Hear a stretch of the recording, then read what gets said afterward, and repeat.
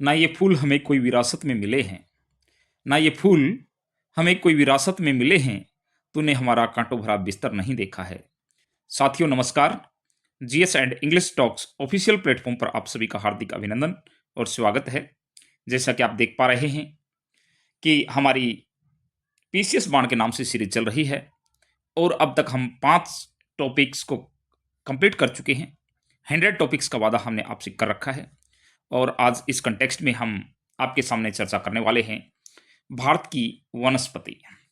देखिए, भारत की वनस्पति को लेकर के अलग-अलग जो है स्क्रीन के ऊपर टाइटल के नाम से आपको पेड़-पौधे या वनस्पति की बातचीत सामने आपके रखी जाएगी।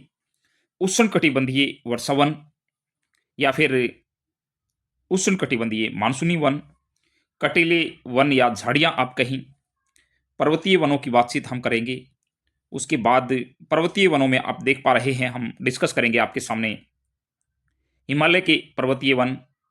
उसके बाद जिसके अंदर सदाबहार और पतझड़ वाले वन दिखाई देंगे। शीतोष्ण चौड़ी पत्ती वाले वन आपको दिखाई देंगे।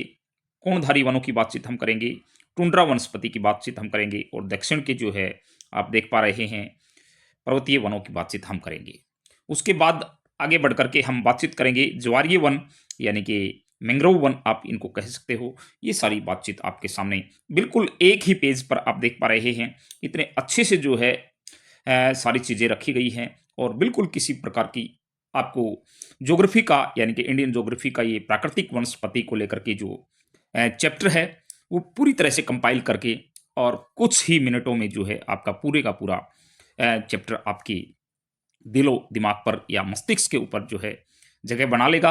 इसमें कोई शक नहीं है। आप हमारे साथ यूं ही जुड़े रहिएगा। यदि आप चैनल पर नए हैं तो आप चैनल को सब्सक्राइब जरूर कर दें, वीडियो को लाइक और शेयर कर दें और हमारी सारी प्लेलिस्ट देख करके जो है आप प्रत्येक वीडियो को देखते हुए मात्र 100 टॉपिक्स में जो है पूरे के पूरी पीसीएस की अपनी तैयारी को समेट सकते हैं। तो चलिए बिना किसी देरी के हम आगे बढ़ रहे हैं और सबसे पहले डिस्कस कर रहे हैं आपके सामने वो है उष्णकटिबंधीय वर्षावन। देखिए, उष्णकटिबंधीय वर्षावनों के लिए क्या कंडीशन है? अधिक तापमान चाहिए। लगभग 22 डिग्री सेल्सियस से ऊपर तापमान की जरूरत इसमें रहेगी। 200 सेंटीमीटर से अधिक वर्षा जहां भी होगी वहां पर ये उष्णकटिबंधीय वर्षावन आपको मिलेंगे। मुख्यतः 4 क्षेत्रों में जो है ये दिखाई देते हैं। वो 4 क्षेत्र कौन से हैं आप देख पा रहे हैं। पश्चिम घाट का जो है पश्चिमी ढाल और पश्चिमी तटीय प्रदेश। पहला तो आप बिल्कुल जो है साउथ में जाकर के और वेस्ट में चले जाएं। पश्चिमी घाट जो है आपका, उसका पश्चिमी ढाल आप कहें और पश्चिमी तटीय प्रदेश कहें, ये आपको जो है देखना है। उसके बाद आप सीधे जो है नॉर्थ ईस्ट में चले जाइएगा और आप बोलिएगा यहाँ पर मैं 3 नंबर दे रखा है, लेकिन मैं इसके बिल्कुल ऑपोजिट जा रहा हूँ। एक बार अरुणाचल प्रदेश को छोड़ करके जो है पूर्वोत्तर भारत पूरे का पूरा कंप्लीट आप कर लेंगे। फिर आप नॉर्थ में जाएंगे और हिमालय की का तराई क्षेत्र जो है आपने देख रखा है। भाबर तराई बांगर खादर जो है, जब मैदानों की बातचीत हम करेंगे तब आप देखें भी के तो वहाँ पर जो है ये हिमालय के सारे के सारा जो है तराई क्षेत्र और फिर उसके जस्ट नीचे आ जाइएगा अंडमान और निकोबार द्वीप समूह है। ये 4 जगह हैं जहाँ पर जो है आपको ये वन पाए जाते हैं। तो मैं यही स्क्रीन पर आपको याद करा रहा हूँ। सबसे पहले पश्चिमी घाट का पश्चिमी ढाल या फिर पश्चिमी तटीय मैदान आप कह सकते हो, जोड़ सकते हो उसके साथ। फिर बिल्कुल अपोजिट में चले जाइएगा ऊपर नॉर्थ ईस्ट में अरुणाचल प्रदेश को छोड़ करके पूरे का पूरे पूर्वोत्तर भारत में आप कह सकते हो। फिर आप बीच में उत्तर में आ जाइएगा और हिमालय का जो तराई क्षेत्र है उसमें, और फिर बिल्कुल नीचे आ जाइएगा अंडमान निकोबार द्वीप समूह है। तो 4 क्षेत्र जहां पर उष्णकटिबंधीय वर्षावन पाए जाते हैं। देखिए, एक तो जगह को लेकर के क्वेश्चन पूछेगा और उसके बाद मैं आपको ये भी बताने वाला हूं कि कौन कौन से जो है वो वृक्ष हैं, जो कौन सी वनस्पति है जो इस कैटेगरी के अंदर आती है उष्णकटिबंधीय वर्षावनों की जो बातचीत हम कर रहे हैं। ये देखिए, इनकी और कुछ विशेषताओं का यदि हम जिक्र करें तो ये वृक्ष जो है बहुत लंबे और सघन होते हैं। बहुत लंबे लंबे 4-5 लेयर आपको इसकी दिखाई देंगी। जैव विविधता से संपन्न है, यानी कि बहुत ज़्यादा आपको बायोडाइवर्सिटी देखने को मिलेगी। कठोर लकड़ी है और सघनता के कारण जो है ये कम आर्थिक महत्व के हैं, यानी कि ज़्यादा जो है इनका महत्व नहीं है आर्थिक तौर पर। तो वहीं 4 बात इसकी विशेषताएं, वृक्ष बहुत लंबे और सघन, बायोडाइवर्सिटी से भरपूर कठोर लकड़ी है इसकी, लेकिन सघन होने के कारण कम आर्थिक महत्व के हैं। अब आ जाइएगा, अब सबसे इम्पोर्टेंट बात जो है हम करने वाले हैं, वो है इसके वृक्ष कौन से हैं। तो आबुनस देख पा रहे हैं, आबुनस में एक बार इसको जो है, आबुनस, एबोनी, महोगनी, रोजवुड, नारियल, ताड़, बांस, रबड़, सिनकोना, कोई इसका ऑप्शन नहीं है, ये आपको रटने पड़ेंगे। आबुनस सबसे पहले आप रट लें, एबोनी, महोगनी, रोजवुड, फिर आप सिनकोना ले लें, फिर आप ताड़ और बांस को ले लें, फिर नारियल को ले लें, रबड़ को ले लें। आपकी अपनी ट्रिक हो सकती है, अपना व्यक्तिगत मेथड हो सकता है, आप किसी भी तरह से इसको याद करेंगे। तो बिल्कुल जो है सारे के सारे वृक्ष, आपको वृक्ष को लेकर के भी क्वेश्चन पूछेगा, यहीं से उठा करके आपको ऑप्शन दे देगा चारों में से। उष्णकटिबंधीय मानसूनी वन है, उष्णकटिबंधीय वर्षा वन है, ये कटीले वन है, या मैंग्रोव की प्रजाति है। आपको किसी भी प्रकार से जो है पूछा जा सकता है, ट्रैक किया जा सकता है, तो आप थोड़े से अटेंटिव रहिएगा। बिल्कुल कंपाइल करके या फिर चीज़ों को बहुत समेट करके आपके सामने रखा जा रहा है। कोई लंबी चौड़ी जो है 10-20 पेजेस आपसे नहीं पढ़वाए जा रहे, एक पेज के ऊपर सारी की सारी चीज़ें रख दी गई हैं। और बिल्कुल जो है जिस हिसाब से दो ही तरह के क्वेश्चन यूपीएससी या किसी भी स्टेट पीसीएस में पूछे जाते हैं, या तो आपसे पूछेगा कि वनों का प्रकार किस प्रकार के वन है, या फिर ये पूछेगा कि ये वन कहाँ पर पाए जाते हैं। तो इसको लेकर के जो है उष्णकटिबंधीय वनों की बातचीत, हमारी जो वर्षा वन है उनकी कंप्लीट हो चुकी है। अब हम डिस्कस करने वाले हैं आपके सामने दूसरे नंबर के वन, और वो हैं आपके सामने उष्णकटिबंधीय मानसूनी वन। चलिए बिना किसी देरी के हम आगे बढ़ रहे हैं और उष्णकटिबंधीय मानसूनी वनों की बातचीत हम कर लेते हैं। वार्षिक वर्षा जो है 100 से लेकर के 200 सेंटीमीटर तक की इसमें चाहिए। पर्णपाती वन के रूप में भी जाने जाते हैं। और देखिए इंडिया के सबसे बड़े हिस्से पर यही हैं। यूपीएससी ने पहले भी क्वेश्चन पूछा है कि सबसे ज़्यादा वन कहाँ पर पाए जाते हैं। हरियाणा में एचसीएस का एग्जाम बिल्कुल सिर के ऊपर है, और आप कोई किसी प्रकार का जो है रिस्क न लेते हुए, कोई टालमटोल न करते हुए, बिल्कुल देरी न करते हुए इन चीज़ों को अपनी गिरफ्त में ले लेंगे। वार्षिक वर्षा 100 से 200 सेंटीमीटर पर्णपाती वनों के रूप में भी जाने जाते हैं। इसको पतझड़ वन भी कहे जाते हैं। पर्णपाती कह रहा है तो पतझड़ भी हो जाएगा ये। तो इस तरह से भी आप कह सकते हो। और देश के सर्वाधिक क्षेत्र पर ये वन जो है यूपी से लेकर के तमिलनाडु तक और एमपी से लेकर के झारखंड तक आपको बता दिया गया इस तरह से बना करके कि यहाँ यूपी आप लिख दें, यहाँ आप तमिलनाडु लिख दें, यहाँ आप इस साइड जो है एमपी लिख दें, और यहाँ पर आप झारखंड लिख दें। तो आप इस तरह से इन वनों को जो है आइडेंटिफाई कर सकते हैं कि कहाँ-कहाँ पाए जाते हैं। हालाँकि चूँकि शीत ऋतु के बाद और ग्रीष्म ऋतु से के आगमन से ठीक पहले जो है अपनी पत्तियाँ ये गिरा देते हैं। अब आप देख पा रहे हैं शीत ऋतु जाने वाली है और ग्रीष्म ऋतु आएगी, उससे के बीच में जो है ये अपने सारे के सारे पत्ते मोस्टली जो है अलग-अलग प्रकार के वन हैं, वो गिरा देते हैं। लकड़ी मुलायम है इसलिए जो है ज़्यादा महत्व की है। देखिए पीछे वाले आपने देखे थे उष्णकटिबंधीय वर्षा वन, वो सघन ज़्यादा थे, इस कारण से आर्थिक महत्व नहीं था, कठोर लकड़ी थी, तो कठोर लकड़ी होगी। वहाँ से भी आपको इन चीज़ों से हट करके भी पूछ सकता है कि कठोर लकड़ी, आपको स्टेटमेंट दी जा सकती है कि कठोर लकड़ी जो है वो ज़्यादा महत्व की होती है, आर्थिक महत्व की होती है, इस तरह से भी आपको उलझाया जा सकता है। तो लकड़ी मुलायम होगी, वहीं आर्थिक महत्व की ज़्यादा होगी, ये भी आप देखिएगा। और प्रमुख वन जो है इसके आप देखेंगे तो वो शीशम, साल, सागवन, साखू से बन रहे हैं सारे। ध्यान रखें शीशम, साल, सागवन, साखू एक ही साथ आप ले लेंगे। शीशम, साल, सागवन, साखू, और फिर आम, आंवला दोनों एक से ही बन रहे हैं ऐसे, और फिर चंदन बोल देंगे आप। तो बिल्कुल कोई भी दिक्कत नहीं होने वाली इसको लेकर के। शीशम, साल, सागवन, साखू, आम, आंवला और चंदन आप बोल देंगे। और 100 से लेकर के 200 सेंटीमीटर तक की वर्षा इसमें चाहिए। पर्णपाती या फिर पतझड़ वनों के रूप में भी इंडिया में सबसे ज़्यादा, यानी कि एमपी से लेकर के जो है झारखंड तक, और ऊपर जो है आप कहेंगे कि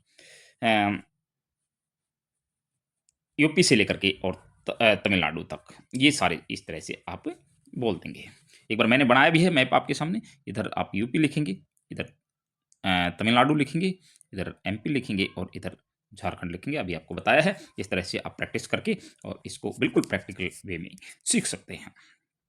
चलिएगा अगले वन हम बातचीत करेंगे, वो हैं कटीली झाड़ियाँ कहें या फिर कटीले वन कहें। 70 सेंटीमीटर से भी कम वार्षिक वर्षा होती है। इसके लिए मुख्यतः 2 क्षेत्रों में ये पाए जाते हैं, और वो 2 क्षेत्र आप देख लीजिएगा एक बार कौन से हैं। पश्चिम भारत के अंतर्गत जो है पंजाब, राजस्थान, गुजरात और पश्चिमी यूपी बिल्कुल सटे हुए हैं एक दूसरे से। आप देख सकते हैं पंजाब है, राजस्थान है, गुजरात है और पश्चिमी यूपी का क्षेत्र। और दूसरा जो है वो वरिष्ठ छाया प्रदेश के अंतर्गत इंदौर एमपी से लेकर के कुर्नूल आंध्र प्रदेश तक। यानी कि वृष्टि छाया क्षेत्र कहाँ से कहाँ तक है आप देख पा रहे हैं, वो है इंदौर एमपी से लेकर के कुर्नूल आंध्र प्रदेश तक। तो ये वन जो है वृष्टि छाया क्षेत्रों में पाए जाते हैं और दोनों के दोनों आपको बता दिए गए हैं।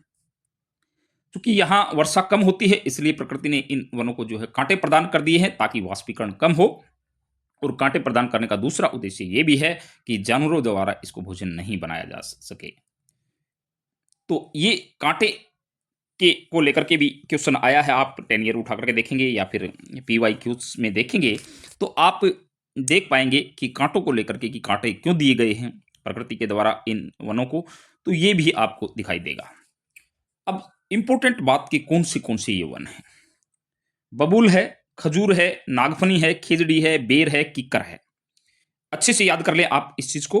बबूल, खजूर, नागफनी, खिजड़ी, बेर, किक्कर दिख रहे हैं आपको अजीब प्रकार के कटीले टाइप के झाड़ियों टाइप के जो है ये वन होंगे बिल्कुल। तो ये भी आप देख पा रहे हैं, इनको भी आप अच्छे से याद करेंगे और जल्दी जल्दी जो है एक बार रिवीजन पक्का करेंगे कि 70 सेंटीमीटर से कम वर्षा की जरूरत होती है। दो ही क्षेत्रों में पाए जाते हैं, वो पंजाब है, राजस्थान है, गुजरात है और पश्चिमी यूपी है।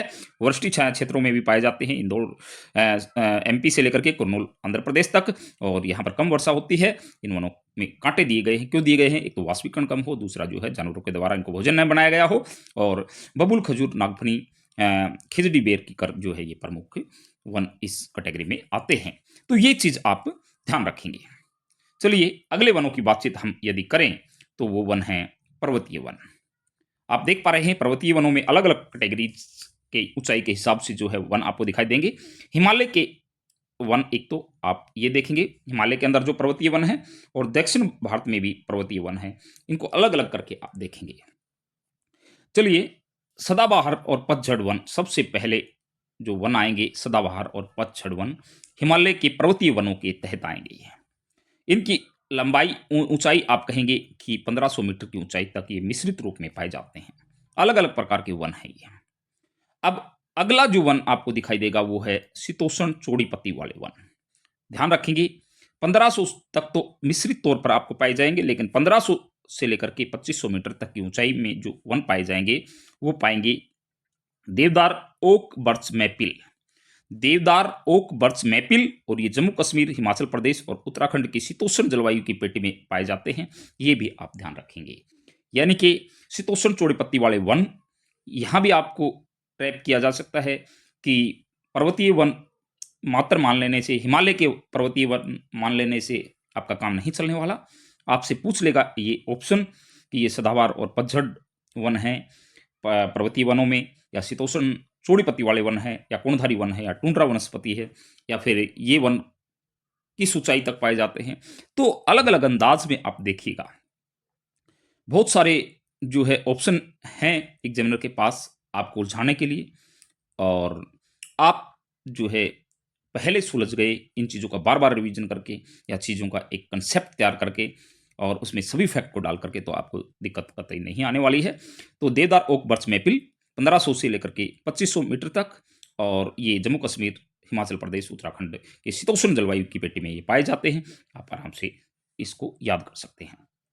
अगले वन आपके सामने हैं कोणधारी वन। देखिए हम पर्वतीय वनों के को रिप्रेजेंट करते हुए कि ऊंचाई के हिसाब से वन देख रहे हैं। हमने 1500 तक जो है कि मीटर तक की ऊंचाई तक मिश्रित वन देखे हैं, और 1500 से 2500 यानी कि 2500 मीटर तक हमने शीतोष्ण चौड़ी पत्ती वाले वन देखे हैं। उसके बाद हम देवदार, ओक, बर्च, मैपिल ये बताए भी हैं आपको। अब हम कोणधारी वनों की बातचीत करने वाले हैं। कोणधारी वन ये 2500 से लेकर के 4500 मीटर की ऊंचाई तक, चीड़, स्प्रूस, फर, ब्लू पाइन और सनोवर आप देख पा रहे हैं। ये वन जो है चीड़, स्प्रूस, फर, ब्लू पाइन, सनोवर, ये वन आपको दिखाई देंगे। और इसके बाद जो है अगले होंगे वो टुंड्रा वनस्पति। एक और वनस्पति आपके सामने टुंड्रा वनस्पति, वो 4500 मीटर से ऊपर यानी कि 4500 से लेकर के 4800 मीटर के बीच आप कहेंगे। और यहाँ पर काई या फिर यूं कहें कि घास या लिचिन ये जो है पाई जाते हैं। यहाँ पर ज़्यादा वनस्पति पाई नहीं जाती, यहाँ पर काफ़ी ऊंचाई होने के कारण, क्योंकि ये कह भी रहा है, आप देख पा रहे हैं 4800 मीटर की ऊंचाई से ऊपर अत्यधिक कम तापमान होता है, इस कारण से कोई वनस्पति नहीं पाई जाती। यहाँ घास वगैरह, काई वगैरह, लिचेन वगैरह ये यहाँ पर मिलता है। तो ये सारी की सारी कैटेगरी जो है आप देख पा रहे हैं, हिमालय के पर्वतीय वनों की बातचीत हमने कर ली है, और सारे के सारे फैक्ट जो हैं इसको लेकर के, और यहाँ से क्वेश्चन बनने की संभावना मच एंड मोर है। आप बहुत अच्छे से किन इन सभी चीज़ों को देख लें, ताकि बार बार रिवीजन कर लें, प्रैक्टिस कर लें, ताकि आपको कहीं भी गुंजाइश ना रहे कि यदि प्राकृतिक वनस्पति से लेकर के, और आता भी है, क्योंकि हरियाणा का ही लगा लो आप, हरियाणा में भी ज्योग्राफी जो है बहुत अच्छे से पूछी जाती है, और भारत की जो प्राकृतिक वनस्पति है उसको लेकर के इंडियन ज्योग्राफी की बातचीत यदि रहेगी, तो यहाँ से क्वेश्चन बनना लगभग जो है तय भी है। उसके बाद चलेगा, यही पर्वतीय वनों के तहत ही हम दक्षिण भारत के जो पर्वतीय वन हैं उनकी बातचीत एक बार आपके सामने कर देते हैं। नीलगिरी, अन्नामलाई और पालनी पहाड़ियाँ आप देख पा रहे हैं नीचे, साउथ में जो है नीलगिरी, अन्नामलाई, पालनी की पहाड़ियाँ हैं। इन तीनों पहाड़ियों के कुछ कुछ क्षेत्रों में शीतोष्ण वन आपको पाए जाते हैं, जिन्हें दक्षिण भारत के 16 वन कहे जाते हैं। देखिए 16 वन को लेकर के भी आपसे क्वेश्चन किया जा सकता है, यानी कि नीलगिरी, अन्नामलाई, पालनी की पहाड़ियों में, इन तीनों पहाड़ियों के अंदर जो है कुछ कुछ शीतोष्ण वन पाए जाएंगे, और इनको जो है दक्षिण भारत में क्या कहा जाता है, 16 वन। यहाँ से भी क्वेश्चन आया हुआ है ऑलरेडी, और ये चीज़ जो है आपके नोट्स के अंदर या आपकी इस वीडियो के अंदर जो है आप देख भी पा रहे हैं। 16 वनों के मुख्य वृक्ष, ये 16 वन जो होते हैं उनमें उनके जो वृक्ष हैं वो लारेल, मैग्नेलिया और सिंकोना। सिंकोना को आप वहाँ भी जो है ऊपर देखा था आपने, और यही इलाका पड़ता है इधर ही, तो सिंकोना वहाँ पर भी आप रिप्रेजेंट कर सकते हैं। वो ऑप्शन के हिसाब से आप अंदाजा लगाएंगे। उष्णकटिबंधीय वर्षावन भी कहे गए थे वहाँ पर, और यहाँ पर भी ये आ रहा है। तो लॉरेल, मैग्नोलिया और सिंकोना जो है ये 16 वनों के, और दक्षिण भारत में पर्वतों की ऊंचाई हिमालय की तुलना में अपेक्षाकृत कम है, इसलिए यहाँ कोणधारी वन जो है नहीं पाए जाते, क्योंकि हमने ऊपर देखा था 2500 से लेकर के और 4500 मीटर की ऊंचाई पर जो है कोणधारी वन पाए जाते हैं, लेकिन यहाँ ऐसा नहीं है। सह्याद्री के जो है अ, आप यूं कहेंगे, कई बार इस तरह से क्वेश्चन आता है कि उत्तर में जो है 16 वन पाए जाते हैं। चलिएगा आगे, अब हम देख रहे हैं ज्वारीय वन या मैंग्रोव वन। लास्ट जो है इसके अंदर, भारत में तटीय क्षेत्रों में जहां नदियों ने अपना डेल्टा बनाया है वहां पर ये वन पाए जाते हैं, यानी कि भारत के तटीय क्षेत्रों में ये वन पाए जाते हैं, नदियों ने जहां अपना डेल्टा बनाया है। पूर्वी तट पर अधिक पाए जाते हैं, और इनकी लकड़ी काफ़ी कठोर होती है, जैसे उष्णकटिबंधीय वर्षावन है उसी तरह से, क्योंकि यहाँ भी पानी की अधिकता है, वहाँ भी पानी की अधिकता होती थी, प्रकार अलग है पानी का थोड़ा सा। तो पूरी आपसे पूछ लेगा यहाँ पर भी, पश्चिमी भारत की बता देगा कि यहाँ पर ज़्यादा पाए जाते हैं। लकड़ी आपको पानी के कारण इस तरह से घुमाएगा कि लकड़ी जो है काफ़ी पानी रहता है, तो इस तरह से जो है वो थोड़ी सी मुलायम सी हो गई है, और आप सोचेंगे कि हाँ बिल्कुल मुलायम हो गई होगी, क्योंकि किसी भी चीज़ को गीला करने के लिए जो है हम उसको भिगोते हैं। तो आप कहीं ना कहीं जो है ऐसे में अपने कंसेप्ट को स्किप कर जाते हैं, और फिर हम हवा में इस तरह से जो है मार देते हैं, नेगेटिव मार्किंग होती है, और फिर हम फायदे के बजाय जो है नुकसान उठा बैठते हैं। तो आप अच्छे से देखिएगा, पूर्वी तट पर अधिक पाए जाते हैं, लकड़ी काफ़ी कठोर होती है, और समुद्र के खारे पानी में डूबे होने के कारण ज्वारीय वनों की छाल जो है क्षारीय होती है। तो ये भी आप, ज्वारीय वनों की छाल जो है वो क्षारीय होती है, ये भी आप ध्यान रखेंगे। ये भी आप कंसेप्ट को साथ में ही लेकर के चलेंगे, और जोड़ करके चलेंगे इस चीज़ के साथ, मैंग्रोव वनों के साथ या ज्वारीय वनों के साथ। कम ऊंचाई है, झाड़ियों की तरह ये दिखते हैं, और प्रमुख वनस्पति जो है वो मैंग्रोव आप कहें, सुंदरी कहें, कैसूरिना कहें या फोनिक्स कहें। फिर इंपॉर्टेंट बात कि मैंग्रोव वन, सुंदरी वन, कैसूरिना, फोनिक्स आपको कह देगा, ऐसे ही स्टेटमेंट दे देगा कि ज्वारीय वनों को फोनिक्स भी कहा जाता है। आपने कभी सुना नहीं है, पढ़ा नहीं है, देखा नहीं है, तो आप कैसे चीज़ों को जो है अंदाज़ा लगा पाएंगे, या फिर कैसे किसी निष्कर्ष पर पहुंच पाएंगे। एचसीएस के अंदर एचपीएससी के द्वारा कंडक्ट की जाने वाली परीक्षा में आज के टाइम बिल्कुल यूपीएससी से किसी भी तरह से कम जो है आप लेवल मत समझिएगा, और वो इसी तरह से आपसे स्टेटमेंट गलत करवाता है एग्जामिनर। और जब तक आप आखिरी स्टेटमेंट तक आपका पता नहीं होता, वो अब जो है इस तरह से नहीं पूछ रहा है कि ओनली वन ठीक है, ओनली टू ठीक है, या थ्री ठीक है, या दो ठीक है, तीन ठीक, ये इस तरह से पूछता है कि दोनों की दोनों स्टेटमेंट ठीक हैं, इनमें से एक ठीक है या चारों ठीक हैं, तो ऐसे में आप अंदाज़ा लगा लें। जब तक आपको फोर्थ का पता नहीं हो, तब तक आप कैसे कह सकते हैं 3 ठीक हैं, 2 ठीक हैं या 4 ठीक हैं या केवल 1 ठीक है। तो ये आप देखिए मैंग्रोव, सुंदरी, कैसुलिना और फोनिक्स। और भारत में मैंग्रोव वन, ज्वारीय वनों की अ, प्रमुख रूप से निम्न 5 जो हैं क्षेत्र हैं। यानी कि भारत में मैंग्रोव वन कहें या फिर ज्वारीय वन कहें, उनकी जो है 5 क्षेत्र हैं, वो 5 क्षेत्र आप देख लीजिएगा। गुजरात का तट है, और फिर जो है गंगा ब्रह्मपुत्र का डेल्टा है, महानदी का डेल्टा है, गोदावरी व कृष्णा का डेल्टा है और कावेरी का डेल्टा है। तो आप कृष्णा, कावेरी नाम इकट्ठे बोलते हैं, लेकिन यहाँ गोदावरी के साथ जोड़ा गया है। गोदावरी और कृष्णा का, कावेरी का, महानदी का और गंगा ब्रह्मपुत्र का, और यहाँ पर गुजरात तट, यहाँ यहाँ जो है ये पाए जाते हैं ज्वारीय वन, मैंग्रोव वन। तो बिल्कुल जो है आप देख लीजिएगा, स्क्रीनशॉट ले लीजिएगा। एक बार फिर आपके सामने मैं रख रहा हूँ सारी चीज़ें, आप अच्छे से इनको देख करके स्क्रीनशॉट लें। भारत की वनस्पति, एक बार आप कटीले वनों तक का स्क्रीनशॉट लीजिएगा, ताकि आपको अच्छे से जो है ये सारी चीज़ें रिवाइज करने के लिए बार बार मौका मिले। उसके बाद पर्वतीय वन आप देख लीजिएगा, इनका स्क्रीनशॉट लीजिएगा, और फिर जो है आप, सॉरी, ये पर्वतीय वन और फिर ये ज्वारीय वन कहें या मैंग्रोव वन कहें, इनका भी आप स्क्रीनशॉट लेंगे। तो इस तरह से ये हमारी आज की बातचीत। यदि आपको चीज़ों से थोड़ा-सा भी फ़ायदा हुआ हो, तो आप चैनल को सब्सक्राइब करना या वीडियो को लाइक और शेयर करना कतई मत भूलिएगा। बेल आइकन दबा लें, और हर एक चीज़ बहुत अलग-अलग अंदाज़ में, और we want to keep each and everything in your mind in a single stock. हम चाहते हैं बिल्कुल जो है सुपर फ़ास्ट मोड में चल कर के, क्योंकि 26 ऑफ अप्रैल को जो है आपका एचसीएस का एग्ज़ाम एचपीएससी के द्वारा कंडक्ट किया जाने वाला आने वाला है। और इसी तरह से जो है चीज़ें जिस भी ढंग से हमारे सामने तैयार हैं, आप तक पहुंचाने के लिए हम भरसक प्रयास कर रहे हैं, और कोई देरी नहीं कर रहे हैं। तो ये वीडियोस बार-बार आएँगी, और 100 टॉपिक्स आपको करवा करके, और सारे के सारे सिलेबस को जो है इस तरह से आपके सामने रख दिया जाएगा कि कोई किसी प्रकार की गुंजाइश है नहीं, जहाँ से क्वेश्चन छूट जाए या स्किप होकर के कहीं दूसरी जगह निकल जाए। तो चलिएगा, आज के लिए इतना ही। Thank you very much. Thank you all of you.